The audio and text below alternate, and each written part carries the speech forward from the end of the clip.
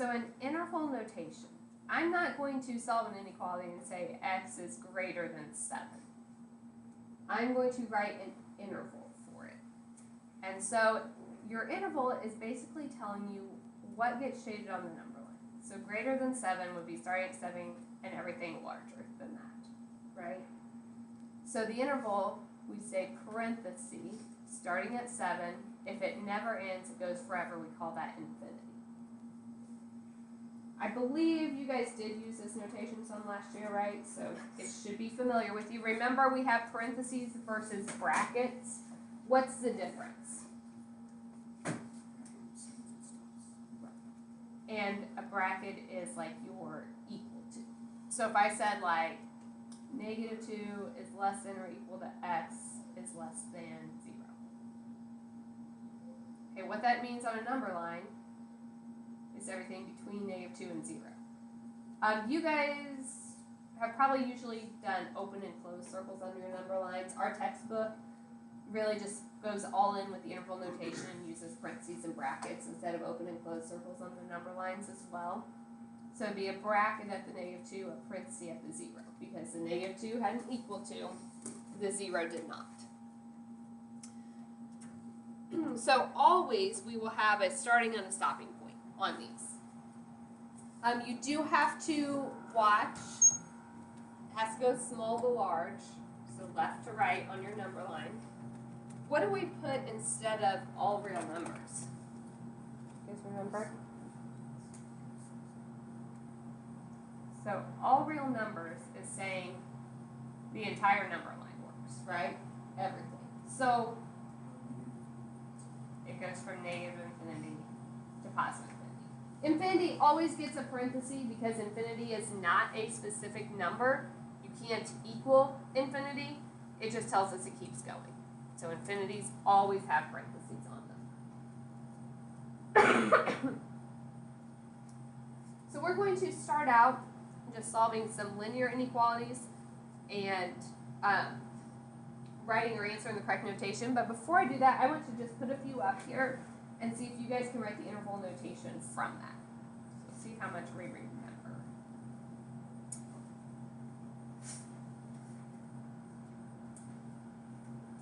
So take a second. If you don't remember, it's okay. I'll go over them in a second. But see if you can write interval notation for each of these. All right. So if you're ever confused, a number line can certainly help you, but I'm not going to require that. This says it's everything between 1 and 3, including those numbers. So we just write bracket 1, comma 3, bracket. Okay, number 2, how would you write, or B, how would you write that one? Parentheses, negative 4, comma 0. All right. C, greater than 5, means everything bigger than 5, not equal to, so what would we write? Parentheses 5, comma, infinity, because it doesn't stop. And the last one, less than or equal to 1. So it's everything smaller than 1, equal to means bracket. You always have to go left to right, small to large. So where is this coming from? And it ends at 1. And the 1 would get a bracket because of the equal to. All right, so far so good? Can you go the other way? If I put some intervals up here, can you tell me what the inequality is?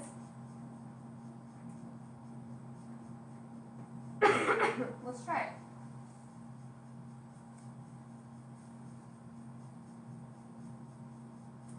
So if I had 1 to 4, what would I write?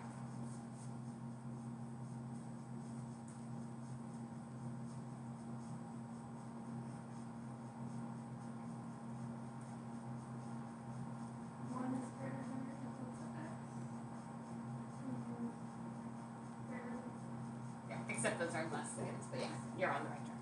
So 1 is less than or equal to x is less than 4 because the x is in between the two. Thank you for volunteering. B, somebody else volunteer. Perfect. No equal to because there wasn't bracket. All right, someone else. C.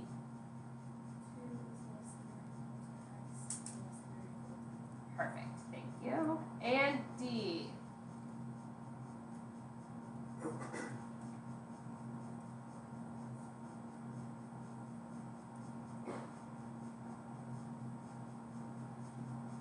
Somebody on that half of the room has to speak up.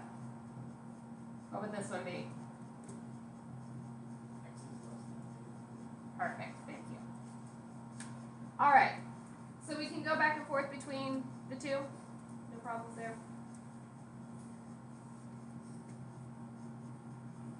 All right, let's start solving some inequalities.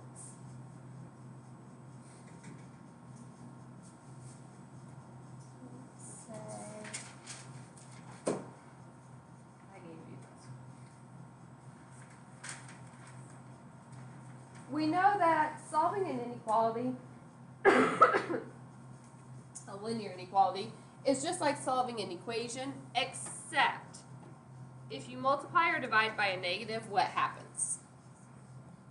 You flip the inequality.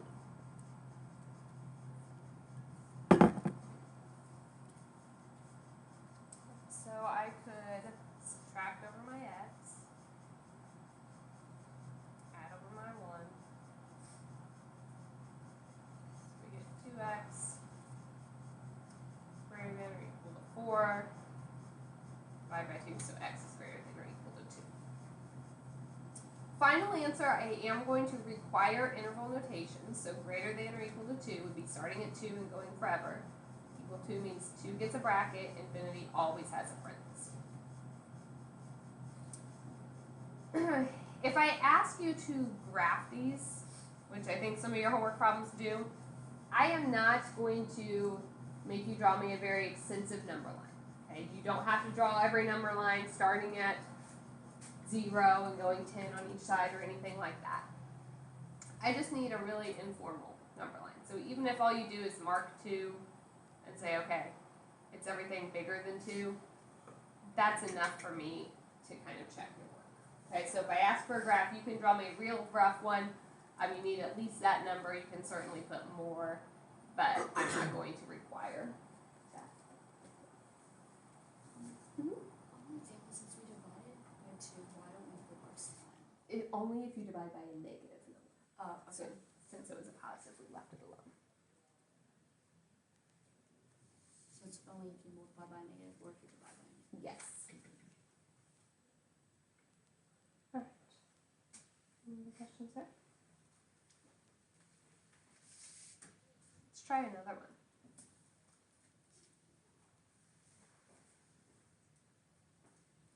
Does anybody remember what these are called?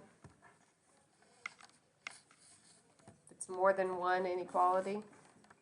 Those are the compound inequalities.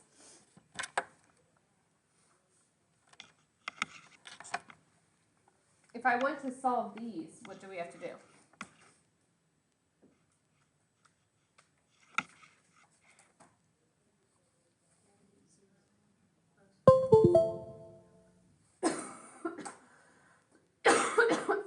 We're trying to solve for x.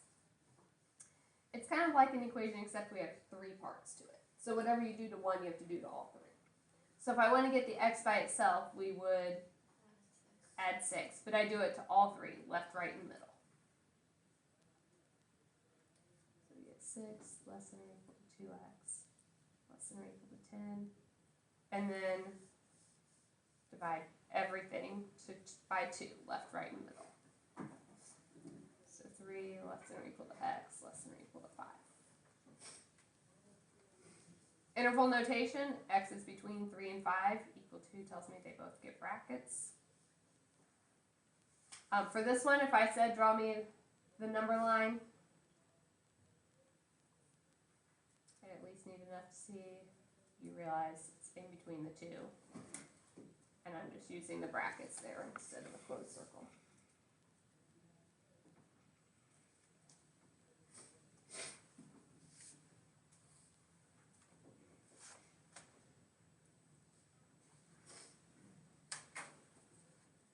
Is that okay? You guys think you can try one?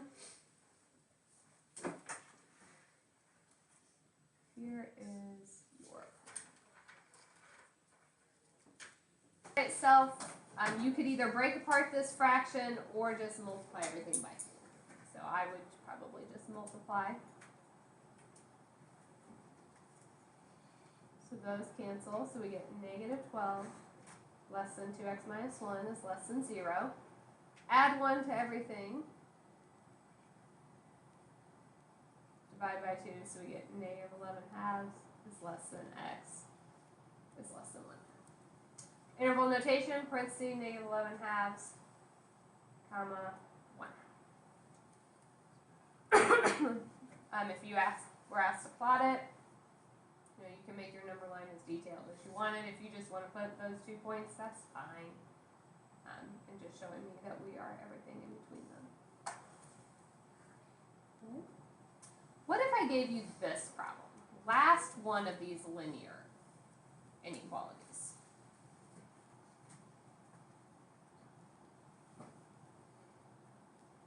So if I look at this one, we'd start off subtracting 8 from everything. And we get negative 10 is less than 2x is less than or equal to negative 9. Now what? If I divide by negative 2, what happens? So I get 5 is greater than x is greater than or equal to 9 halves, or 4.5. If you don't like the way it's written, you can flip it all around. It flips the inequality too. And that's a little more how we are used to seeing it. So this is just everything from 9 halves to 5.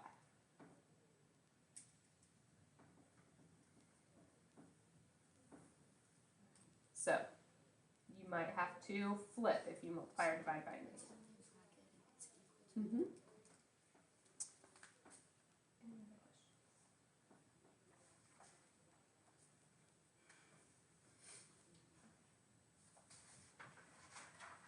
So what I want to do next, I want to talk a little bit about quadratic inequalities. We won't get all the way through this today, so I'll do a couple. We'll probably stop and pick up with those again tomorrow to finish it off.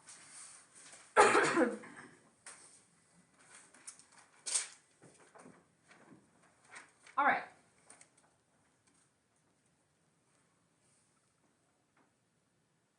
So we know a quadratic equation has an x squared in it.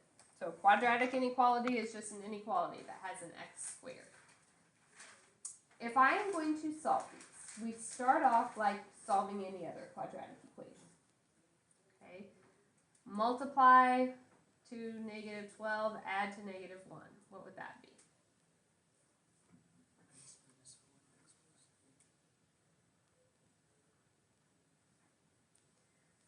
Now, if this were an equal to, you would set those things equal to 0 right now, and you would get 4 and negative 3. But it's not the case with the inequalities. I can't just say x is less than 4 and x is less than negative 3. That isn't going to work. If I picked, like, negative 4, for instance, is negative 4 less than 4? Yeah, is negative 4 less than negative 3? Yeah. But what happens if I plug in negative 4 in here? Well, positive 4 would, but if I put it in negative 4, I would get negative 8 times negative 1, which is 8. Is 8 less than 0? No. So if I pick that number, it actually doesn't work at all. So we have to know what this tells us. If we think a little bit about parabolas, you might remember a little bit about the graphs, and that can help you. We're going to use a strategy called a sign line, because tomorrow we're also going to have some rational inequalities where we don't know what the graph looks like. So this strategy will help us with both. So we're going to draw a really rough number line here. And we're going to put 2 marks on it. These are the numbers that x was equal to. So negative 3 and 4. Basically, if you were graphing, those are the 2 places where it's going to hit the x-axis. Now, if you remember last year, you know a parabola is like a U. You might remember it opens up and you could draw your graph and help. But when we get into the more complicated ones, that strategy isn't going to work. So what we're going to do is pick a test point. Give me any number smaller than -3. That's actually bigger. So we'd have to go the other direction. -6. Okay. In between -3 and 4. -1. And something bigger than 4. 5. What I'm going to do is plug those things into this inequality right here. Alright, I don't care what number you get out, I just care if it's positive or negative. Alright, if you put in -6, is -6 minus 4 positive or negative? -6 plus 3, positive or negative? What happens if you multiply two negative numbers? You get a positive. Isn't that what happened when I put in the -4 before? So it's telling me any number less than -3 is going to make this thing positive. All right, now let's try -1. If I put that in, -1 minus 4 is, okay, -1 plus 3 is +2. So a negative times a positive is negative. So that whole section of my graph is negative. Okay, if I put in a number bigger than 4, so if I put in a 5, 5 minus 4 is 1, so that's positive. 5 plus 3 is 8, so that's positive. If you multiply two positive numbers, you get positive. All right, does everyone understand where I got my test points and how I got my positives and negatives? Now we just have to pick the ones that answer the question. I want to know when this thing is less than 0. Is less than positive or negative? Negative. Here's where I'm negative. All right, less than, parentheses or brackets? Parentheses. So it's saying any number between -3 and 4 would make this inequality true. So if I put in a -2, a -1, a 0, a 1/2, all of those numbers would make that inequality true. Is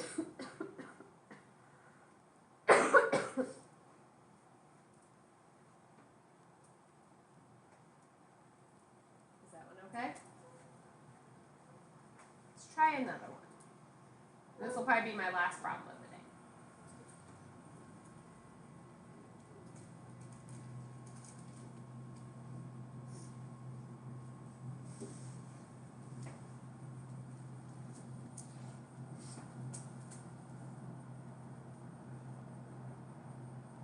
First, we have to factor. X squared breaks into x. What multiplies to -15 and adds to -2? 5 positive 3. Okay, if you set that equal to 0, what do we get? Right, so that will give me my 2 points for my number line. Always put the smaller one first. So we have a -3 and we have a 5. Now we pick our test points. Give me a number smaller than -3. -5. In between the two. 1. And bigger than 5. 6. Okay, notice how I just write my test points above so I don't confuse them with the true points on my number line. I am plugging those in to this inequality, and all I'm looking at is positive or negative. So if I put in -5, -5 minus 5 is negative. -5 plus 3 is negative.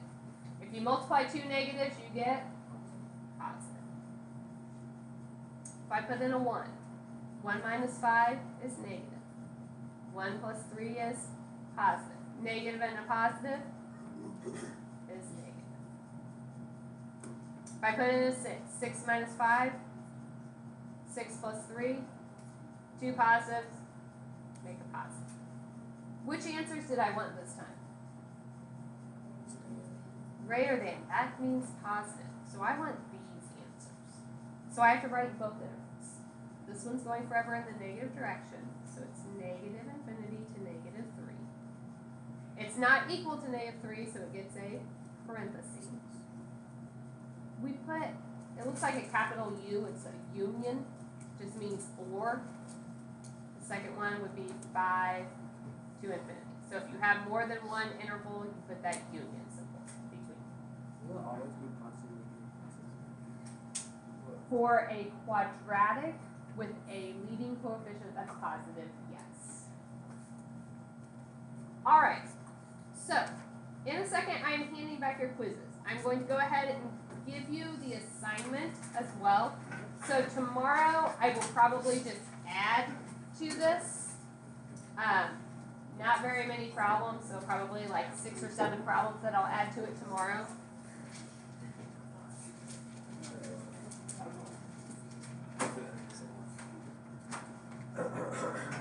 So tomorrow I will do some more quadratic ones, and we'll also look at the rational ones. So tonight's homework does not have any of the quadratic ones. They're all, the first 1 through 10 is matching, and then it's some linear ones.